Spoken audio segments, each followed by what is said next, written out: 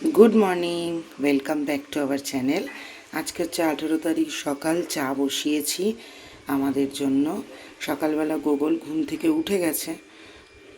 তো আজকে হচ্ছে গিয়ে গোগলের জন্মদিন, মানে আজকের দিনে গোগল বৃন্দাবন থেকে আমার দাদার বাড়িতে এসেছিলো, আমাদের জীবনে এসেছিলো। আর গোগল হচ্ছে প্রথম, মানে গোগলকে দিয়েই আমার এই হরিভক্তি শুরু হয়েছে। তার আগে পর্যন্ত আমি মা কালীরই ভক্ত ছিলাম, এখনও মা কালীরই ভক্ত আছি। তবে কৃষ্ণের প্রতি যে একটা ভালোবাসা, সৌন্দর্যের প্রতি একটা ভালোবাসা, সেটা গোগলকে দিয়ে শুরু হয়েছে। তো আমি এই বছর প্রচণ্ড নিজেকে ভাগ্যবতী মনে করছি, কারণ গোগলের জন্মদিন এই বছর আমাদের বাড়িতে পালন করা হচ্ছে। যেহেতু দোলে ও মাসির বাড়িতে খেতে গেছিলো, তাই জন্মদিন পালন করতে এসছে আমাদের বাড়িতে। তো আজকে সারাদিনের ভিডিওটা গোগলের সেবা দেওয়া, আমাদের নাম কীর্তন করা, আনন্দ করা গোগলের। ওর তো জন্মদিন আমরা করতে পারি না, তবে আমাদের কাছে যেহেতু একটা ছোট বাচ্চার মতো, তাই ওর জন্মদিন সেলিব্রেশন এই সবটা নিয়ে আজকের ভিডিও। যারা এই বিষয়গুলো থেকে একটু দূরে থাকো, তারা আজকের ভিডিওটা স্কিপ করে যাও। চলো শুরু করলাম আজকের ভিডিও। হ্যাঁ, মায়ের বাড়ি বছরে একবার পুজো হয়, সেই পুজোর ভোগ আমি রান্না করি। আর আমাদের বাড়ির পুজোর ভোগ মা রান্না করে। ওদিকে মা ভোগ রান্না করছিল, মানে গোগলকে যেটা নিবেদন করা হবে, আর এদিকে আমি দুপুরবেলা যা যা খাওয়া হবে সেগুলোর প্রিপারেশান করছিলাম। এখানে করছিলাম হচ্ছে আলুর দম, বেশ ভালো হয়েছিল। আলুর দমটা করে একটু কেনাকাটি করতে বেরিয়ে যাব। নীলাদ্রির আজকে ছুটি নেওয়ার কথা ছিল, কিন্তু নীলাদ্রি যেহেতু ছুটিটা নিতে পারেনি, তাই ফুল ঠুল আনতে আমাকেই যেতে হবে। তো আমি আলুর দমটা বসিয়ে জল দিয়ে চলে গিয়েছিলাম হচ্ছে গিয়ে বাঞ্ছারামে মিষ্টি আনতে, কারণ আমার একটুখানি সুন্দর মিষ্টি, সুন্দর ফুল না দিলে কেমন যেন একটু অস্বস্তি হয় ঠাকুরকে। যদিও ঠাকুর এই ফুল, এই মিষ্টি এগুলোর কোনো কিছুই চায় না, চায় হচ্ছে মানে বিশুদ্ধ মনের ভক্তি। তো মিষ্টি, আমার বাঞ্ছারামের মিষ্টি প্রচণ্ড পছন্দের। আর সব থেকে ভালো লাগে হচ্ছে বাঞ্ছারামের অ্যাম্বিয়েন্স। যে কোনো সময় যাও না কেন, সুন্দর ভক্তিগীতি চলে, মনটা জুড়িয়ে যায়। তো এই যে বেকড মিহিদানা, ওগুলো দিয়ে ওরা খুব সুন্দর একটা কেক প্যাটার্নের জিনিস বানিয়ে দেয়, সেটাই আনতে গেছিলাম। আমাদের এদিকে কেউ নেই যারা ভেজ কেক বানায়, তো সেই কারণে আমি অর্ডার দিতে পারিনি গোগলের জন্য কেক। তাই আমি ভেবেছিলাম এই বেকড মিহিদানা দিয়েই যে ওরা কেকের প্যাটার্নের বানিয়ে দেয়, ওই রকম কেক নেব। মোটামুটি কেক ঠেক সমস্ত কিছু নিয়ে আসলাম। একটুখানি তোমার এই ভাজাভুজিগুলো নিয়ে আসলাম। আমি প্রথমবার যখন এখানে মিষ্টি আনতে গিয়েছিলাম, জিজ্ঞাসা করেছিলাম এটা কি ঠাকুরকে ভোগ নিবেদন করা যাবে, তখন ওনারা বলেছিলেন হ্যাঁ, একদম নির্দ্বিধায় নিয়ে যান। আজকাল অনেক মিষ্টির দোকানের লোকেরাও বলেন যে আপনারা নিতে পারেন, কিন্তু আমরা কিন্তু খাবার চেক করে নিই, মুখে দিয়ে দেই, মানে প্রেজেন্ট করি। যাই হোক, আজকের ফুল নিয়ে কিন্তু আমার খুব একটা মনোপুত হলো না, কারণ ওনারা বলছে যে এখন নাকি ফুল খুব একটা বেশি পাওয়া যাচ্ছে না। তো যেইটুখানি পেয়েছি সেইটুখানি নিয়ে আসলাম। বাড়িতে এসে ফ্রাইড রাইস বানানো শুরু করে দিলাম, কারণ রান্নাবান্না মোটামুটি হয়ে গেছিলো। সকালে একবার স্নান টান করে আমি একটুখানি নাম করেছি ঠাকুরের। তো এখন আবার একটুখানি গায়ে জল দেবো, যেহেতু বাইরে থেকে ঘুরে আসলাম। ভাবলাম আরও একবার তোমাদের সাথে শেয়ার করে নিই আমি কীভাবে ফ্রাইড রাইসটা বানাচ্ছি। হ্যাঁ, এটা সত্যি কথা। আমি যখন আগের দিন বললাম যে ভিডিওতে যে আমাকে আমার মা রান্না শেখায়নি, হ্যাঁ সত্যি তো শেখায়নি। সত্যি কথা বলতে ভয় কিসের, কারণ আমি ছোটোবেলা থেকে আমার দিদার বাড়িতে মানুষ হয়েছি। আমার মা দোকানদারি করতো, আমার মাও কিন্তু বললো আমি রান্না করেছি কোথায়। তাহলে আমার মা যখন রান্না করেইনি, আমি আমার মায়ের থেকে রান্নাটা শিখবো কোথা থেকে? আমি রান্না শিখেছি আমার দিদার কাছে, আমার কাকির কাছে, এদের থেকে রান্না শিখেছি। আর এই যে ফ্রাইড রাইসটা, এই ফ্রাইড রাইসটা শিখেছি, আমাদের একটা ফাস্ট ফুডের দোকান ছিল, ওই ফাস্ট ফুডের দোকানের দাদা ঠিক এই পদ্ধতিতে ফ্রাইড রাইস বানাতো, তার থেকেই শেখা। আমি সকলের থেকে মেলে শিখেছি রান্না। সত্যিই বলছি, আমার মায়ের থেকে আমি রান্না শিখিনি। আর আমার আশা করি আমার মা খুব একটা কষ্ট পাবে না এটাতে। আর এই যে দেখো গোগলকে সাজিয়েছি, এই যে ড্রেসটা দেখছো, এটা আমরা নিয়ে এসেছিলাম হচ্ছে হরিদ্বার থেকে। গোগলকে কেন এরকম মহাদেবের রূপে সাজালাম, এটার পিছনেও জানো তো একটা অনেক বড় কাহিনী আছে। আমি যখন বলেছি ভগবানকে নিয়ে কোনো কথা, বা ভগবানকে একটু তুচ্ছ-তাচ্ছিল্য করেছি, ভগবান সঙ্গে সঙ্গে আমাকে তার জালওয়া দেখিয়ে দিয়েছে, বুঝিয়ে দিয়েছে যে তুই যেটা বলছিস, তুই যেটা ভাবছিস, সেটা সেই রকম নয়। তোমাদের কাছ থেকেই শিখেছি ভগবানের স্নান দর্শন করাতে নেই, ভগবানের ভোগ খাওয়া হয়ে যাওয়ার পর দর্শন করাতে হয়। আমি এই কারণেই এই বছর ঠাকুরের স্নান দর্শন করালাম না তোমাদের, এবং ভোগটাও একটু পরে দেখাচ্ছি। আর আমার মনে হচ্ছিল সাক্ষাৎ আমার ছোট্ট মহাদেব বসে আছে, ঠিক এই রকমই আমি স্বপ্নে দেখেছিলাম জানো। আমি গোগলকে এইরকমভাবে বসিয়েছি। এরপরে সবাই মিলে খেতে বসে গেল। আজকে ফ্রাইড রাইস আর বেগুনি বানানো হয়েছিল। আমাদের তো আমি তো সোমবার থেকে নিরামিষ খাচ্ছিলাম, তো এখানে দেখো ওরা খাচ্ছে সবাই মিলে, আমরা ভোগ পাবো। আর এই যে হচ্ছে কি আমাদের গোগল, কি মিষ্টি দেখতে লাগছে। ভোগটা মাই রান্না করেছিল। আমি প্রথমেই বলেছিলাম জানো তো যে আমি ভুনা খিচুড়ি দেবো। আমার বৌদি বলছে না, ভাত দে ভাত দে ভাত দে। জানো না, সেই আতপ চালের ভাত, যে বৌদি প্রত্যেক দিন গোগলকে ভাত করে দেয়, সেই বৌদি আজকে ভাত করাতে গিয়ে ভাত পুরো ফেনা ভাত করে দিয়েছে।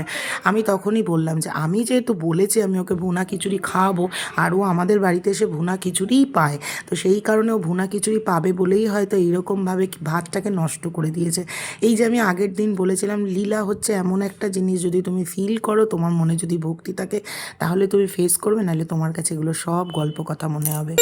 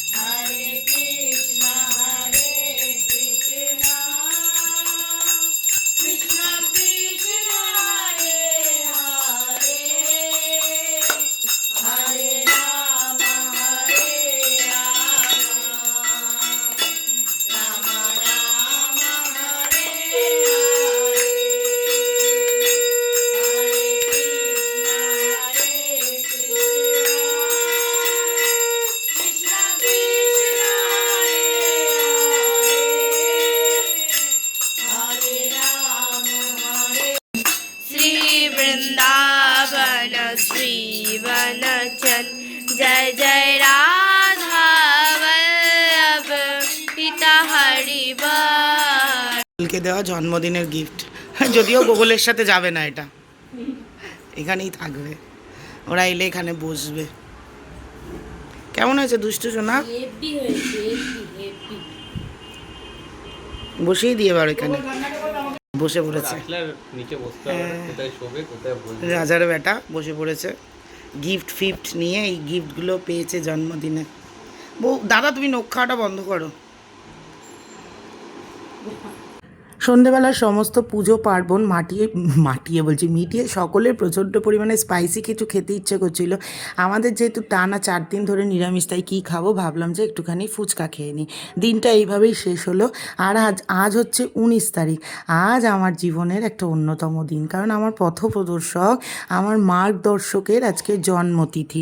অনেকেই হয়তো জানেন, আবার অনেকে জানেন না। আজকের দিনে মহারাজজি শ্রী রাধাবল্লভ হরিবংশ সম্প্রদায় দীক্ষা গ্রহণ করেছিলেন। তাই প্রত্যেক বছর এই চৈত্র মাসের প্রথম দিন যেটা হয়, প্রতিপদ পরে যেদিনকে মানে আমাদের নবরাত্রির সূচনা হয়, সেদিন মহারাজজির জন্মতিথি হয়। আগের বছর পড়েছিল প্রবাবলি 13 মার্চ বা 30 মার্চ। যাই হোক, সকালবেলা ঘুম থেকে উঠে পরিষ্কার হয়ে বেশ কিছুক্ষণ মহারাজজির নাম করলাম। যদিও আজকের দিনটা আমার একটু অন্যরকমভাবে কাটানো ইচ্ছে ছিল, মানে আমি একটু সকালবেলা ব্রহ্ম মুহূর্তে উঠবো, কিন্তু কাল যেহেতু রাত্রে শুতে অনেকটা লেট হয়ে গেছে, করতে পারিনি। হয়তো তিনিই চাননি, কারণ আমার মতো পাপী মানুষ তার জন্মদিন পালন করবে, এটা হয়তো তিনি চাননি। তো দেখা যাক, আমার বেশ কিছু জিনিস করার ইচ্ছে আছে, সেটা অবশ্যই করব। আর তারপরে এখানে সকালবেলার আমরা টিফিন করছিলাম লুচি আর আলুর তরকারি। আর এখানে মা আজকে বানাচ্ছিল হচ্ছে ভেজ বিরিয়ানি। রেসিপি তো তোমরা আগে দেখেইছো। প্রথমে ভাবছিলাম, আমরা তো অনেকেই ছিলাম, আমি ইচ্ছে করেই কারোর ভিডিও দেখাইনি, আমার বৌদিদের নিয়ে নিই, মিষ্টিদের নিয়ে নিই। তার অনেক কারণ আছে, কারণ আমি এখন থেকে ঠিক করেছি যে আমার কিছু মুহূর্ত, আমার কিছু ভালোবাসার মানুষজন, আমার কিছু সুন্দর সুখের মুহূর্তগুলো আমি একটু প্রাইভেট করেই রাখতে চাই। কারণ আমার অনেক কিছু রিয়ালাইজেশান হয়েছে, যেগুলো আমি তোমাদের সাথে কোনো একটা দিন হয়তো শেয়ার করব যদি মন চায়। তবে এখন আমি যেটুখানি প্রয়োজন, যেহেতু আমি ডেলি ব্লগিং করি, আমার বাড়িতে লোক আসলে বা আমার আনন্দের কিছু মুহূর্ত, যেগুলো তোমাদের সাথে শেয়ার না করলেই নয়, কারণ নইলে ওই সময়টুকুনি আমার জীবন থেকে চলে যাবে, ওই পার্টিকুলার বিকেলবেলার ওই টাইমটুকুনি।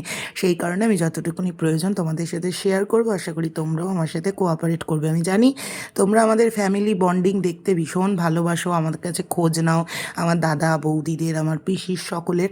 কিন্তু কিছু জিনিস আমার মনে হয় নিজের মধ্যে থাকাই ভালো। আবার ভেবো না যে আমার দাদা বৌদিদের সাথে আমাদের সম্পর্ক খারাপ হয়ে গেছে। আসলে আমাদের সম্পর্কটা এতটা ঠুনকো নয় যে হঠাৎ করে ভালো হবে আবার হঠাৎ করে খারাপ হবে। শুধু আমার নিজস্ব কিছু কি বলবো, আমার নিজস্ব কিছু হয় না মানুষের যে কিছু জিনিস ঠিক করে। আমার মনে হয় যে কোনো জিনিসই জানো তো খুব বেশি দেখানো ঠিক নয়। কিছু জিনিস নিজের মধ্যে নিজের মতো করে রাখা ভালো।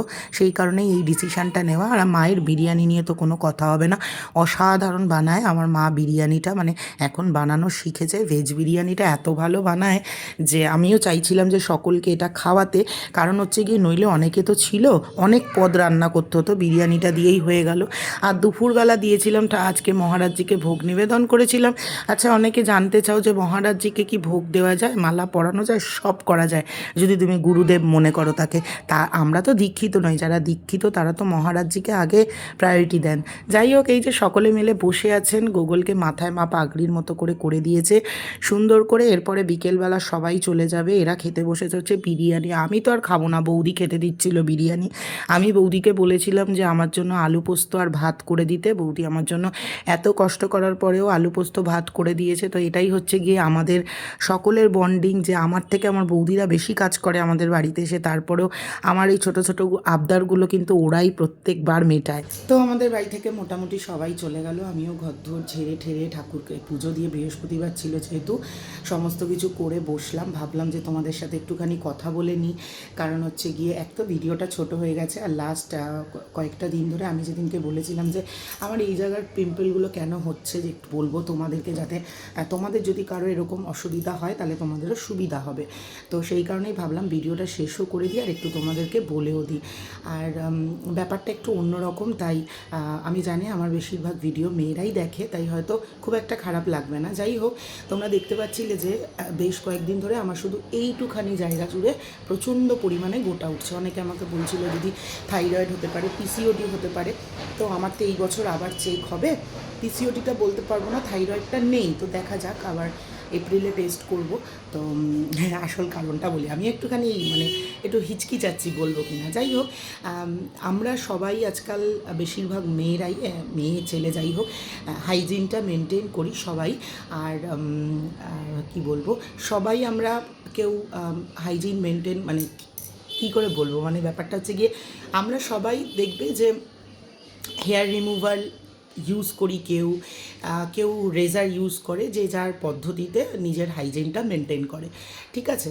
তো সেক্ষেত্রে আমার বেশ কয়েকদিন ধরে একটা প্রবলেম হচ্ছিল। তো আমি মানে নিজেকে ক্লিন রাখতে আমি ইউজ করতাম হচ্ছে গিয়ে তোমার ভিটের যে লেডিস রেজারটা আছে ওটা।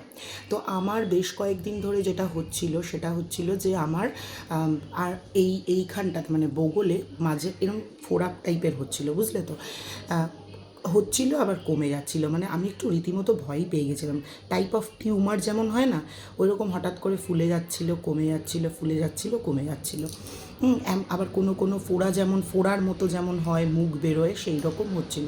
তো প্রচণ্ড টেনশানে ছিলাম, আজ দেখাতে যাব, কাল দেখাতে যাব করে দেখাতে যাওয়া হচ্ছিল না। তারপর যখন ঠান্ডা লাগলো, আমাদের যিনি, আমরা যাকে দেখাতে যাই, মানে ভীষণ ভালো ডাক্তার, তো ওনাকে গিয়ে ঠান্ডা লাগার কারণগুলো বললাম। তো অ্যালার্জির জন্য হচ্ছিল, সেটা তো তোমরা জানোই। অনেক টেস্ট দিয়েছে, যেগুলো করব আগামী কিছু দিনের মধ্যেই। আর যেটা উনি আমাকে বললেন যে বেসিক্যালি এই প্রবলেমটা হয় হচ্ছে গিয়ে রেজার ইউজ করার জন্য। সেম অ্যাজ উনি আমাকে বললেন যে আপনি কি পার্লার ঠার্লারে গিয়ে ফেসিয়াল করে, আজকাল তো খুব নতুন ব্যাপার হয়েছে, অনেকে ফেস হেয়ার রিমুভ করে। তোমরা আমার দু একটা ভিডিওতে হয়তো দেখেছো, আমি না পার্লারে দেখেছিলাম যে রেজার দিয়ে, লেডিস যে রেজারগুলো যেগুলোতে আইব্রো প্ল্যাক করে, ওগুলো দিয়ে ফেস হেয়ারটা রিমুভ করে, তাতে নাকি স্কিনের পিম্পলটা কম হয়। তা আমিও ওইটা দেখে আমিও পোদ্দারি মেরে আমিও কী করেছিলাম বলো তো, ফেসিয়াল হেয়ারগুলো রিমুভ করার চেষ্টা করতাম, মানে এখান দিয়ে 2-3 বার করেছি, বুঝলে তো, 2-3বারের বেশিই করেছি। এবার তাতে করে এই জায়গাটাতে হতো গিয়ে এটা মনে হয় একটু বেশি সেনসিটিভ এলাকা, এবং এই জায়গার হেয়ারটা একটু বেশি থাকে যেহেতু, তো যখনই আমি এটাকে এরকমভাবে টানছিলাম বা আমার হয়তো স্ট্রোক যেটা ছিল সেটা ঠিক ছিল না, যার ফলে যেমন এইখানে আমার ওই রকম গোটা বেরোচ্ছিল, সেম শুধুমাত্র এই জায়গাগুলোতেই গোটা হচ্ছিল। তো আমাকে উনি যখন বললেন, আমি বললাম যে হ্যাঁ আমি এটা করি। তো উনি আমাকে বললেন যে ইমিডিয়েট এটা বন্ধ করতে, কারণ আমার ওই কারণেই অনেক সময় হয় যে